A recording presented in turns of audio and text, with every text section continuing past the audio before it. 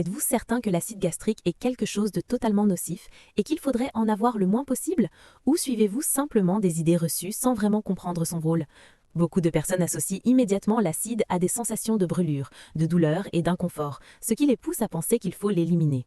Pourtant, l'acide gastrique est essentiel au bon fonctionnement du système digestif. Il permet de décomposer les aliments, en particulier les protéines, et agit également comme une barrière de protection contre les bactéries qui pénètrent dans l'organisme par l'alimentation.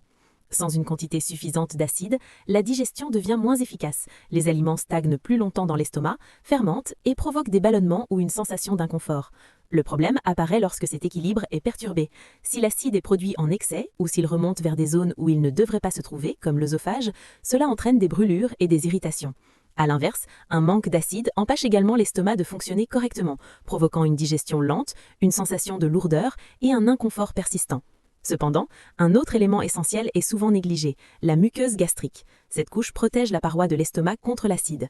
Lorsqu'elle est en bon état, l'acide ne pose aucun problème, mais lorsqu'elle est fragilisée ou endommagée, même une quantité normale peut provoquer des douleurs. Vous êtes-vous déjà demandé pourquoi vous pouvez manger la même chose un jour sans problème, puis ressentir une gêne le lendemain ? Cela ne dépend pas uniquement de l'acide, mais aussi de l'état de la muqueuse à ce moment-là.